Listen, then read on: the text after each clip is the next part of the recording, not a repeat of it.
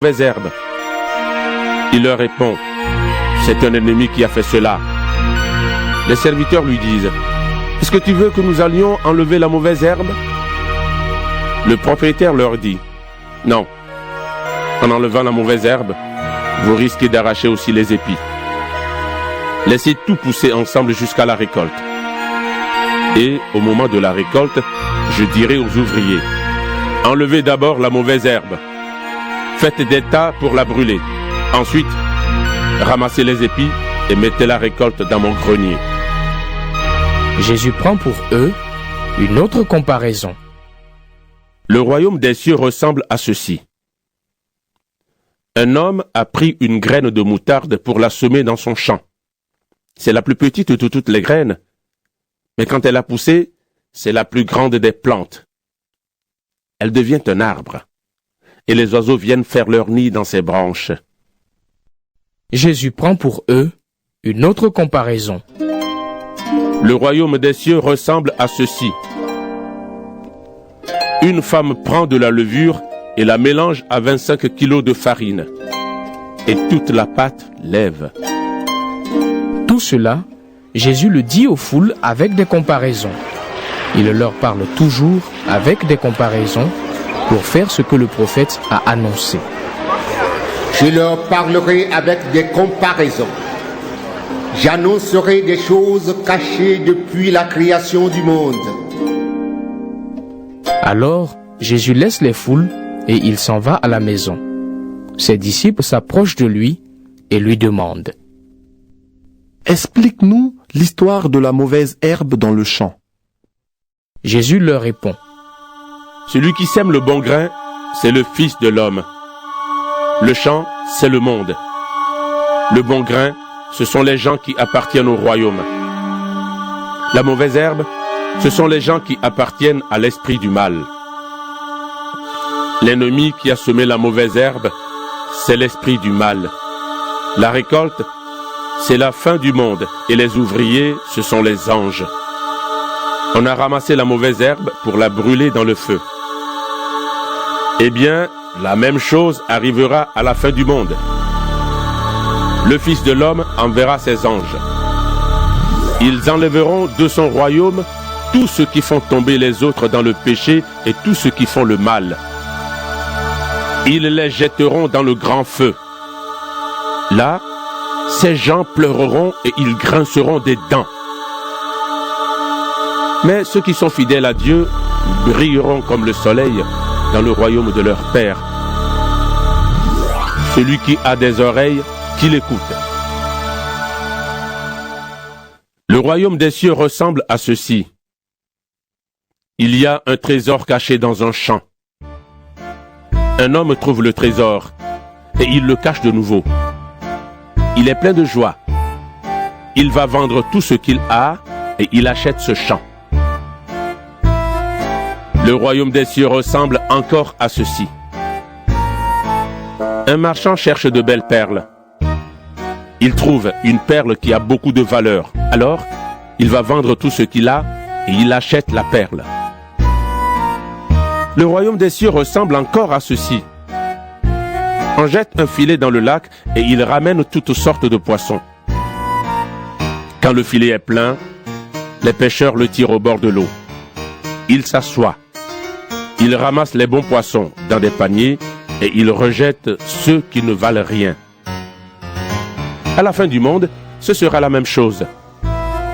Les anges viendront séparer les méchants et les justes. Ils jetteront les méchants dans le grand feu. Là, ils pleureront et grinceront des dents.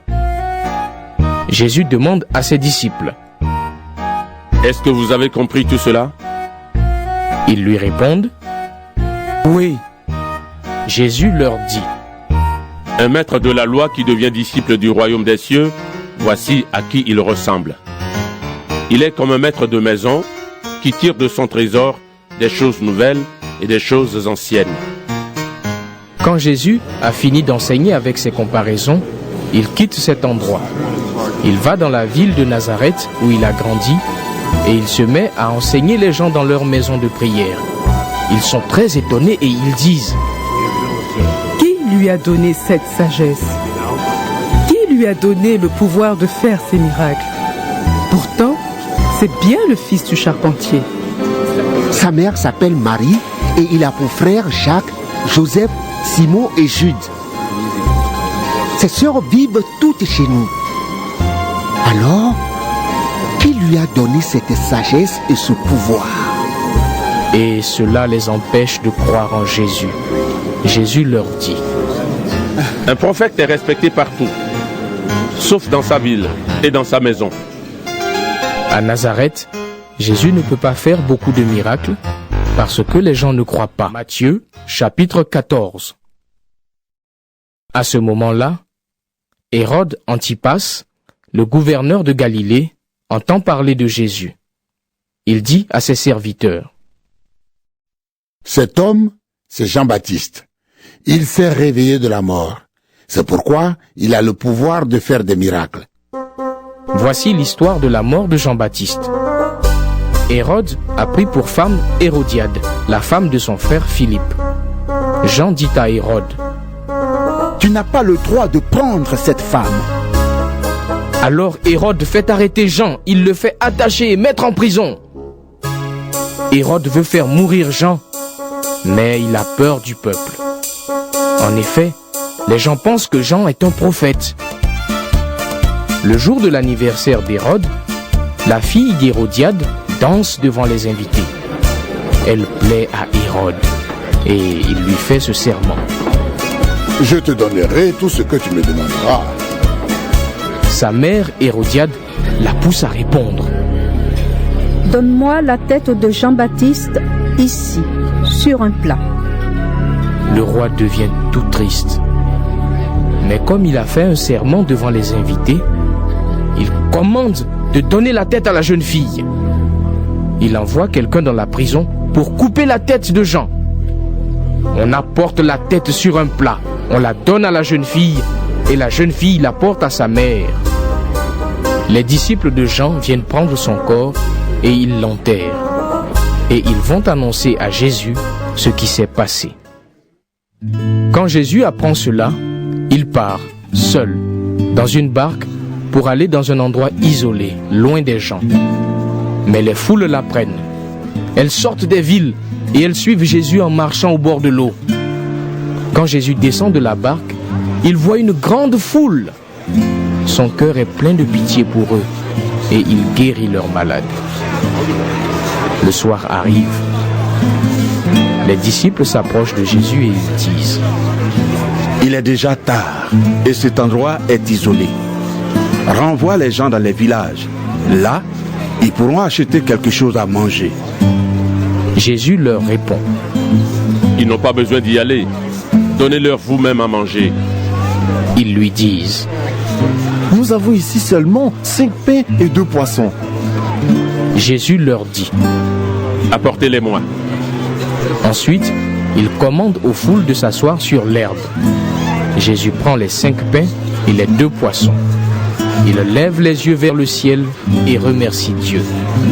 Il partage les pains et les donne aux disciples, puis les disciples les donnent aux foules.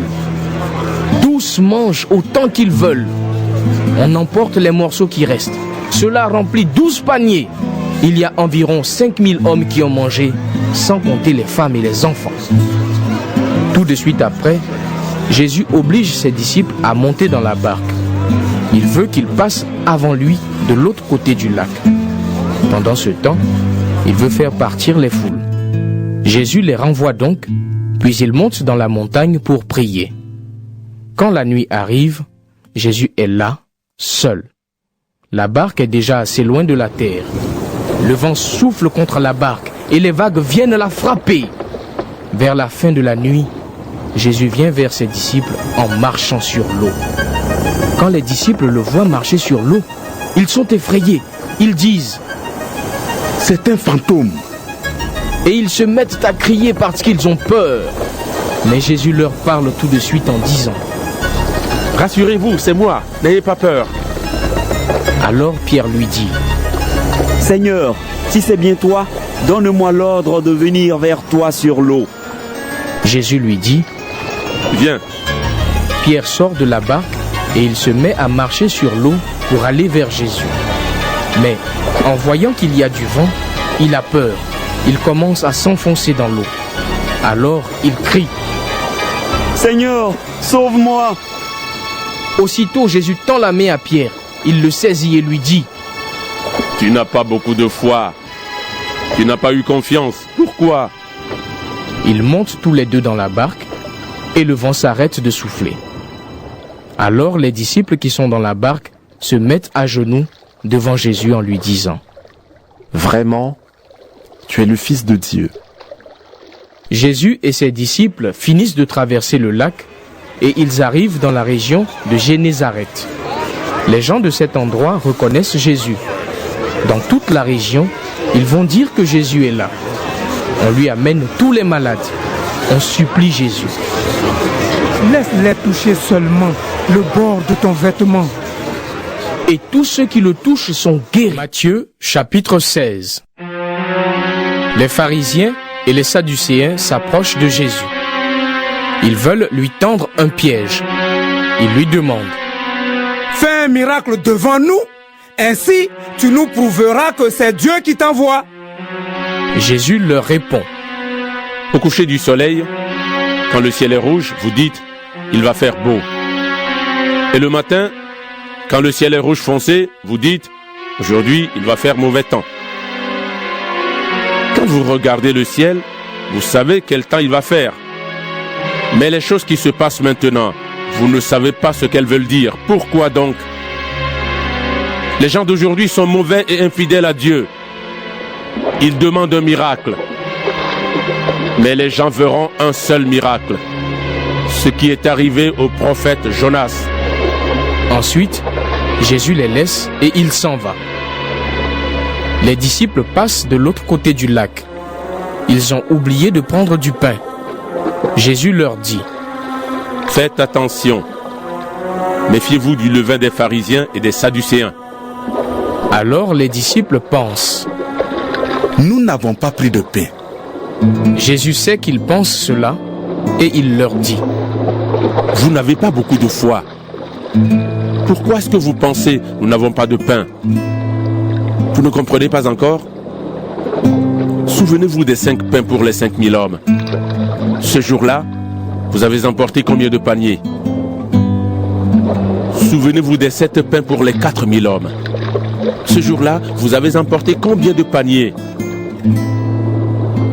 Je vous ai dit, méfiez-vous du levain des pharisiens et des sadducéens. Vous ne comprenez donc pas que je ne vous parlais pas de pain? Alors, les disciples comprennent. Jésus ne leur a pas dit de se méfier du levain du pain. Mais ils doivent se méfier de l'enseignement des pharisiens et des sadducéens. Jésus arrive dans la région de Césarée de Philippe.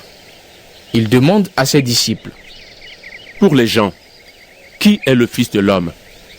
Ils lui répondent: Les uns disent que tu es Jean-Baptiste, d'autres disent que tu es Élie, d'autres encore disent que tu es Jérémie ou l'un des autres prophètes. Jésus leur dit: Mais vous, qu'est-ce que vous dites? Qui suis-je? Simon-Pierre lui répond: Tu es le Messie, le Fils du Dieu vivant. Alors Jésus lui dit: Simon, fils de Jean, tu es heureux.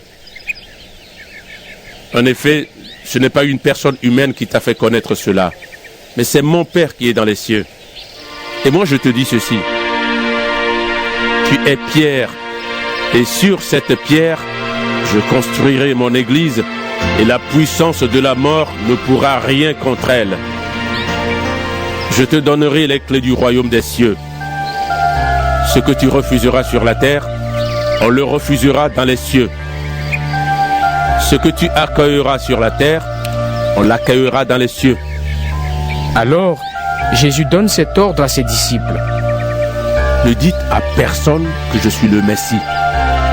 À partir de ce moment, Jésus-Christ commence à annoncer clairement à ses disciples: Il faut que j'aille à Jérusalem.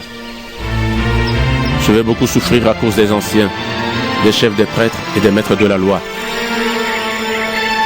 Ils vont me faire mourir. Et le 3e jour, je me réveillerai de la